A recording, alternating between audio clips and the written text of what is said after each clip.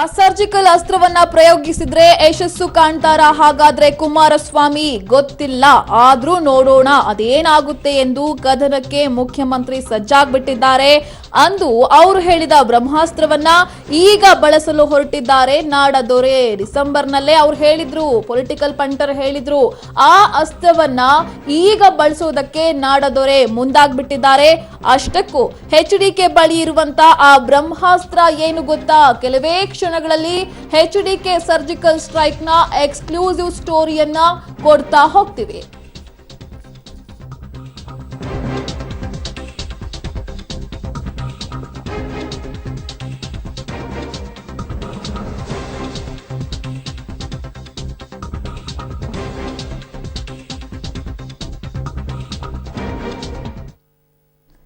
ಕುಮಾರಣ್ಣನ surgical ಸ್ಟ್ರೈಕ್ಗೆ Yediyurappa ಉಡಿಸಾಕ್ತಾರಾ ಹಾಗಾದ್ರೆ ಅನ್ನೋ ಬಹುದೊಡ್ಡ ಪ್ರಶ್ನೆ ಕಾಡ್ತಾ ಇದೆ. ಹಾಗಾದ್ರೆ ಏನದು ಸರ್ಜಿಕಲ್ ಸ್ಟ್ರೈಕ್ ನ ಬ್ರಹ್ಮಾಸ್ತ್ರ ಅನ್ನೋದಕ್ಕೆ ಸಂಬಂಧಪಟ್ಟಂತ ಡೀಟೇಲ್ಸ್ ನಿಮ್ಮ ಮುಂದೆ.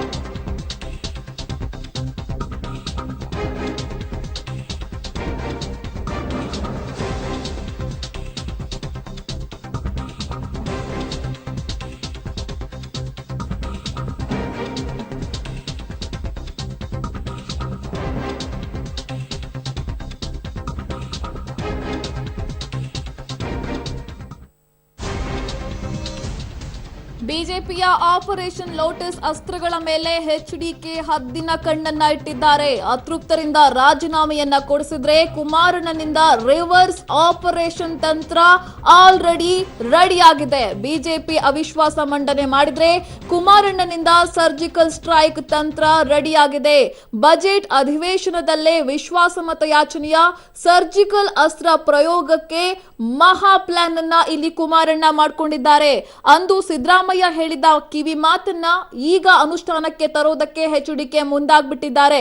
ಈ ವಿಶ್ವಾಸಮತ ಯಾಚನೆಗೆ ಪಕ್ಷದ ವರಿಷ್ಠ ದೇವೇಗೌಡರು ಗ್ರೀನ್ ಸಿಗ್ನಲ್ ಕೊಡಬೇಕು ಅಷ್ಟೇ. ಅವ್ರು ಗ್ರೀನ್ ಸಿಗ್ನಲ್ ಕೊಟ್ಟ ತಕ್ಷಣ ಇವರ ಪ್ಲಾನ್ಗಳು ಏನಿದೆ ಅದನ್ನ ಮಾಡೋದಕ್ಕೆ ರಣತಂತ್ರವನ್ನ ರೂಪಿಸಿಕೊಂಡು ಕಾಯ್ತಾ ಕೂತಿದ್ದಾರೆ.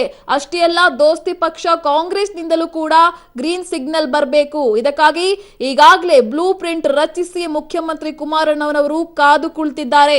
ಹಾಗಾದ್ರೆ ಕುಮಾರಣ್ಣನ ವಿಶ್ವಾಸಮತ ಯಾಚನೆ ಮಾಡ್ತಾರಾ? ಕುಮಾರಣ್ಣ ವಿಶ್ವಾಸಮತ ಯಾಚನೆ ಮಾಡೋದಕ್ಕೆ ಎಲ್ಲಾ ರೀತಿಯ ಸಿದ್ಧತೆಯನ್ನ ಮಾಡ್ಕೊಂಡಿದ್ದಾರಾ? ಹಾಗಾದ್ರೆ ಕುಮಾರಣ್ಣನ ಸರ್ಜಿಕಲ್ ಸ್ಟ್ರೈಕ್ಗೆ ಯಡಿಯೂರಪ್ಪನವರು ಉಡಿಸಾಕ್ತಾರಾ? ಇವರ ಬಿಜೆಪಿಯ ಆಪರೇಷನ್ ಲೋಟಸ್ ಏನಿದೆಯಲ್ಲ ಅದು ಉಡಿಸಾಗ್ಬಿಡುತ್ತಾ? ಹಾಗಾದ್ರೆ ಕುತೂಹಲದ ಘಟ್ಟದಲ್ಲಿ ರಾಜ್ಯ ರಾಜಕಾರಣದ ಮೆಗಾ ಡ್ರಾಮಾ ನಡೀತಾ ಇದೆ.